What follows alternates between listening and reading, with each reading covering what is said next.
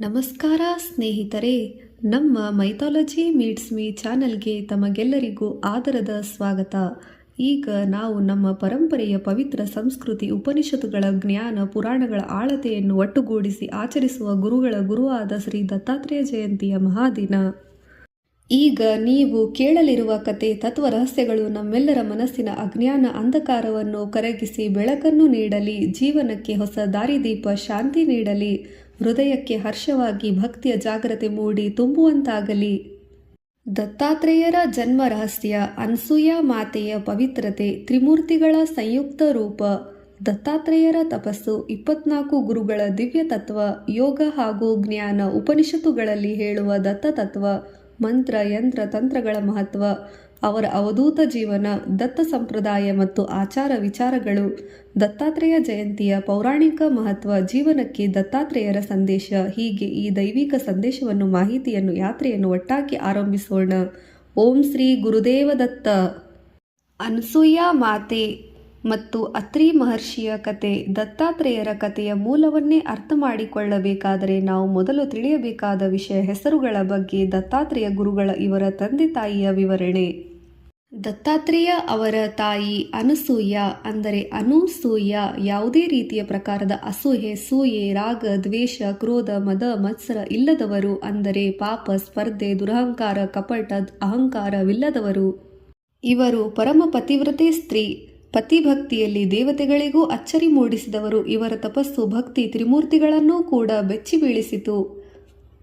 ಒಮ್ಮೆ ತ್ರಿಮೂರ್ತಿಗಳಾದ ಬ್ರಹ್ಮ, ವಿಷ್ಣು, ಮಹೇಶ್ವರರು ಅನಸೂಯ ಪರಿಶುದ್ಧತೆಯನ್ನು ಪರೀಕ್ಷಿಸಲು ಭಿಕ್ಷುಕರ ರೂಪದಲ್ಲಿ ಅವರ ಮನೆಗೆ ಬಂದರು. ಅವರು ಹೇಳಿದರು, ಹೇ ಮಾತೆ ಅನಸೂಯ, ನಮಗೆ ಭಿಕ್ಷೆಗೆ ಆಹಾರ ಕೊಡು. ಆದರೆ ಅವರು ಒಂದು ಷರತ್ತು ಹಾಕಿದರು. ನಾವು ನಿನ್ನ ಕೈಯಿಂದ ಆಹಾರ ಸ್ವೀಕರಿಸುವುದು ನೀನು ನಿರ್ವಸ್ತ್ರವಾಗಿರುವಾಗ ಮಾತ್ರ. ಇದಕ್ಕೆ ನಿರ್ವಾಣ ಭಿಕ್ಷೆ ಎಂದು ಸಹ ಕರೆಯುತ್ತಾರೆ.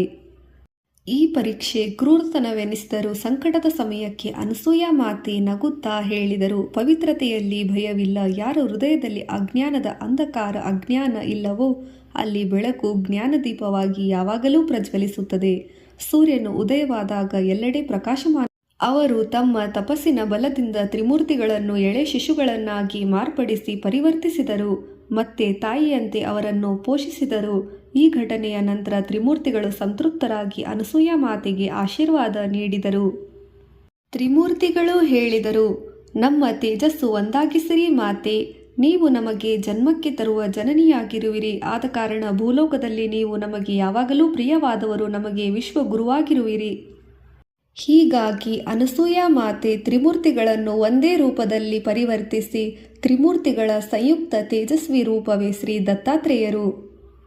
ದತ್ತಾತ್ರೇಯರ ಜನ್ಮ ಮತ್ತು ಬಾಲ್ಯ. ದತ್ತಾತ್ರೇಯರು ಬಾಲ್ಯದಲ್ಲೇ ವಿಶೇಷ ಲಕ್ಷಣ ಗುಣಗಳನ್ನು ತೋರಿದವರಾಗಿದ್ದರು. ಅವರಿಗೆ ಕ್ರೋಧ, ರಾಗ, ಮದ, ಮತ್ಸರ, ಕಾಮ ಯಾವುದೂ ಇಲ್ಲ. ಹಸಿವು, ಬಾಯಾರಿಕೆಯಿಂದ ಮುಕ್ತರಾದವರು. ತಪಸ್ಸು, ಜ್ಞಾನ, ವೈರಾಗ್ಯದಲ್ಲಿ ತಲ್ಲೀನರಾದವರು. ಪ್ರಕೃತಿಯ ಪ್ರತಿಯೊಂದು ಜೀವಿಯಲ್ಲಿ ಏಕಮೆಯ ಏಕತ್ವ ತತ್ವವನ್ನು ಹೊಂದಿದವರಾಗಿದ್ದರು. ಪ್ರಕೃತಿ, ಪುರುಷ ಒಂದೇ ಆದ ಹಾಗೆ ಕಾಣುತ್ತಿದ್ದರು. ಅವರ ಕಣ್ಣಲ್ಲಿ ಸದಾ ನಿತ್ಯ ಜ್ಞಾನ ಪ್ರಕಾಶವು ಹೊಳೆಯುತ್ತಿತ್ತು. ಪುರಾಣಗಳು ಹೇಳುತ್ತವೆ, ದತ್ತಾತ್ರೇಯರು ನಕ್ಕು ನಗಿದರೂ ಜ್ಞಾನ ಪ್ರಭಾತವಾಗುತ್ತದೆ, ಮೌನವಾಗಿದ್ದರೂ ಜ್ಞಾನ ಜ್ಯೋತಿ ಪ್ರಕಾಶಿಸುತ್ತದೆ, ಸಂಚಾರವಾಗಿ ಸಂಚರಿಸಿದರೂ ಜ್ಞಾನದ ಬೆಳಕು ಹರಡುತ್ತದೆ ಎಂದು ಪುರಾಣಗಳಲ್ಲಿ ಉಲ್ಲೇಖವಿದೆ. ಶ್ರೀ ದತ್ತಾತ್ರೇಯರ ತತ್ವ. ಅದ್ವೈತ ಜ್ಞಾನ. ದತ್ತಾತ್ರೇಯರ ತತ್ವವೇ ಅದ್ವೈತ ತತ್ವ.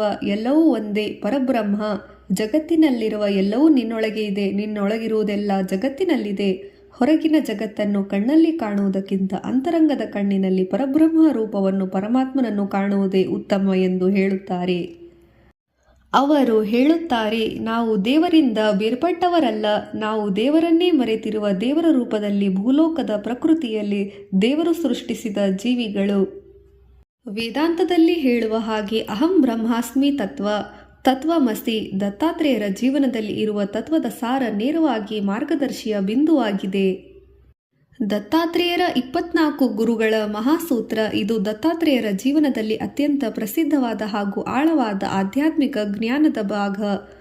ದತ್ತಾತ್ರೇಯರ 24 ಗುರುಗಳಿದ್ದರು. ಇವರು ಯಾರು? ಮಾನವರಲ್ಲ, ಬದಲಿಗೆ ನಮ್ಮ ಪ್ರಕೃತಿ.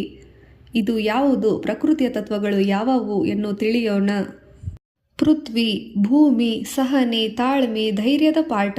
ನೋವು, ಕಷ್ಟ ಎಷ್ಟೇ ಇದ್ದರೂ ಭೂಮಿ ಹಸಿರಾಗಿ, ಫಲವತ್ತಾಗಿ, ಹಸಿರಾಗಿ, ಸದಾ ಸ್ವಚ್ಛಂದವಾಗಿ, ಸುಂದರವಾಗಿರುತ್ತದೆ.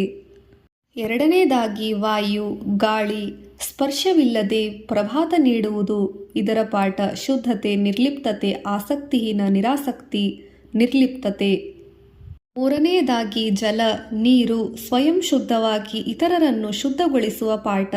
ಸಾಧಕನ ಹೃದಯದ ನಿರ್ಮಲತೆ, ಶುದ್ಧ ಅಂತಃಕರಣ ಸ್ಥಿತಿ, ಸ್ಥಿರತೆ. ನಾಲ್ಕನೆಯದಾಗಿ ಬೆಂಕಿ, ಅಗ್ನಿ, ಅಪವಿತ್ರತೆ ಕರಗಿಸಿದಾಗ ಮಾತ್ರ ಪವಿತ್ರ ಜ್ಞಾನ ಪ್ರಜ್ವಲಿಸುವ ಪಾಠ, ಶುದ್ಧತೆಯ ಪ್ರತೀಕ. ಐದನೆಯದಾಗಿ ಚಂದ್ರ, ಸೂರ್ಯ, ಕಾಲಚಕ್ರ, ಜೀವನದ ಚಕ್ರ, ಹಗಲು ರಾತ್ರಿ ಯಾವಾಗಲೂ ಬಂದು ಹೋಗುತ್ತದೆ. ಆರನೆಯದಾಗಿ ಪರ್ವತ, ದೃಢತೆ, ಧೈರ್ಯ, ಸ್ಥಿರತೆಯ ಸಂಕೇತ. ಏಳನೆಯದಾಗಿ ಸರ್ಪ, ಮೌನವಾಗಿದ್ದು ಜಾಗೃತಿ, ಅತಿಯಾದ ಸಂಗ್ರಹ, ಅಪಾಯದ ಮಹತ್ವ. ಎಂಟನೆಯದು ಕೋಗಿಲೆ, ಸಂಗೀತದ ಧ್ಯಾನ. ಒಂಬತ್ತನೆಯದಾಗಿ ಕಾಗೆ, ಜಾಗ್ರತೆ, ಕಾವಲು, ಏಕಾಗ್ರತೆ, ಸ್ಥಿರತೆಯ ಸಂಕೇತ. ಹತ್ತನೆಯದಾಗಿ ಹದ್ದು, ಅತಿಯಾದ ತ್ವರಿತ ನಾಶಕ್ಕೆ ಕಾರಣ. ಹನ್ನೊಂದನೆಯದ್ದು ಜೇನುಹುಳು. ಜೇನುಹುಳುಗಳು ಜೇನನ್ನು ಸಂಗ್ರಹವನ್ನು ಮಾಡುತ್ತದೆ, ಆದರೆ ಕೊನೆಗೆ ನಾಶವಾಗುತ್ತದೆ. ಅತಿಯಾದ ಜೇನಿನ ಸಂಗ್ರಹವು ನಾಶವನ್ನೇ ಕೊಡುತ್ತದೆ. 12ನೆಯದ್ದು ಸಮುದ್ರ. ಸಮುದ್ರದ ಆಳ, ಜ್ಞಾನವನ್ನು ಅರಿತುಕೊಳ್ಳಲು ಆಳವಾಗಿ ಹೋಗಬೇಕು. 13ನೆಯದ್ದು ಒಂಟೆ, ಯಾವಾಗಲೂ ಅತೃಪ್ತಿಯಾಗಿರುತ್ತದೆ.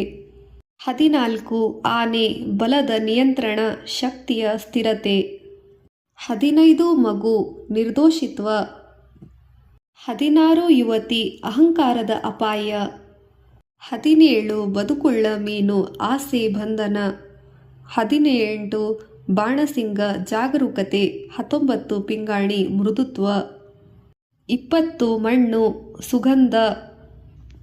21 ಕರಡಿ, ಮಿತಾಹಾರ. 22 ಕಪಿಲಹಕ್ಕಿ, ವೈರಾಗ್ಯ. 23 ಚಂದ್ರ, ಶಾಂತಚಿತ್ತವಾಗಿ ಶುಚಿಯಾಗಿರುತ್ತಾನೆ. 24 ಸೂರ್ಯ, ದಾನದ ಸಮತ್ವತೆ, ಬೆಳಕನ್ನು ಸಮಾನತೆಯಿಂದ ಪ್ರಕಾಶಿಸುತ್ತಾನೆ. ಪ್ರಕೃತಿಯ ಗುಣಗಳನ್ನು ನೋಡಲು ಮನಸ್ಸು ಶುದ್ಧವಾಗಿರಬೇಕು, ಕಲಿಯಲು ಮನವೆಂಬ ಪಾತ್ರೆಯು ಖಾಲಿಯಾಗಿರಬೇಕು. ಇದರ ಸಾರವಾಗಿದೆ. ಪ್ರಕೃತಿಯಲ್ಲಿ ಜ್ಞಾನ ತುಂಬಿದೆ, ನಮ್ಮೆಲ್ಲರ ಜೀವನವೇ ನಮ್ಮ ಗುರುವಾಗಿದೆ.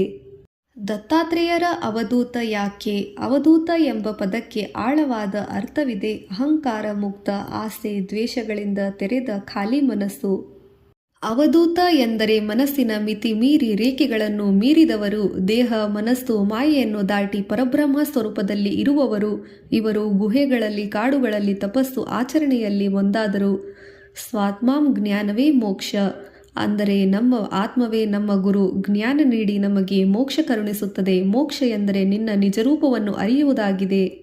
ಸಮಾಜದ ಬಂಧನಗಳನ್ನು ದಾಟಿದವರು, ತ್ಯಾಗ ವೈರಾಗ್ಯದಲ್ಲಿ ಸ್ಥಿರರಾದವರು, ದತ್ತಾತ್ರೇಯರ ಸತ್ಯ ಜ್ಞಾನ ಮಾರ್ಗಕ್ಕೆ ಹಾದಿ ನೀಡಿದವರು. ಅವರ ನಗು ಪರಮಾನಂದ, ಅವರ ಮೌನ ಉಪನಿಷತ್ತಿನ ಸಾರ. ದತ್ತಾತ್ರೇಯರ ಯೋಗ ಮತ್ತು ಪರಮ ಸಾಧನೆ. ದತ್ತಾತ್ರೇಯರು ಯೋಗ ವಿಜ್ಞಾನಕ್ಕೆ ಅಮೂಲ್ಯವಾದ ಕೊಡುಗೆ ನೀಡಿದವರಾಗಿದ್ದರು. ಅವರ 8 ಅಂಗಗಳು ವಿವರಿಸಿದ್ದಾರೆ. ಯಮ, ನೈತಿಕತೆ, ನಿಯಮ, ಶುದ್ಧತೆ, ಆಸನ, ದೇಹದ ಸಮತೋಲನಕ್ಕೆ ಸ್ಥಿರತೆ, ಪ್ರಾಣಾಯಾಮ, ಜೀವನದ ಶಕ್ತಿ, ಒಳಗಿನ ಮಹತ್ವ, ಪ್ರತ್ಯಾಹಾರ, ಇಂದ್ರಿಯಗಳ ನಿಗ್ರಹ, ಇಂದ್ರಿಯಗಳನ್ನು ಹಿಂತೆಗೆದುಕೊಳ್ಳುವಿಕೆ, ಧಾರಣೆ, ಮನಸ್ಸಿನ ಏಕಾಗ್ರತೆ, ಧ್ಯಾನ, ನಿರಂತರ ಜ್ಞಾನದ ಪ್ರವಾಹ, ಸಮಾಧಿ, ಪರಬ್ರಹ್ಮದಲ್ಲಿ ಲಯವಾಗುವುದು ಅವರ ಬೋಧನೆ. ಧರ್ಮ, ಯೋಗ, ಜ್ಞಾನ ಸಮ್ಮಿಶ್ರಣವೇ ವಿಜ್ಞಾನ. ಒಂದೇ ಹಾದಿಯ ಮಾರ್ಗವಾಗಿದೆ. ದತ್ತ ಮಂತ್ರಗಳು. ದತ್ತನ ಯಂತ್ರ. ಎಲ್ಲ ಮಂತ್ರಗಳಲ್ಲಿ ಅತ್ಯಂತ ಸರಳ ಆದರೆ ಅತ್ಯಂತ ಶಕ್ತಿಯುತ ಮಂತ್ರ ಓಂ ಶ್ರೀ ಗುರುದೇವ ದತ್ತ ನಮಃ. ಈ ಮಂತ್ರ ಹೇಳಲು ಸುಲಭ, ಆದರೆ ಇದರ ಪರಿಣಾಮ ಅಪಾರ. ಮನಸ್ಸಿನ ಚಂಚಲತೆಯನ್ನು ನಿವಾರಿಸುತ್ತದೆ. ಆತಂಕ, ಭಯ, ಹಾನಿ ಕಡಿಮೆ. ಜೀವನದಲ್ಲಿ ಸ್ಪಷ್ಟತೆ ಸಿಗುತ್ತದೆ. ಮನಃಶಾಂತಿ ದೊರೆಯುತ್ತದೆ. ರೋಗ ನಿರಾಮಯಕ್ಕೆ ಸಹಾಯಕ.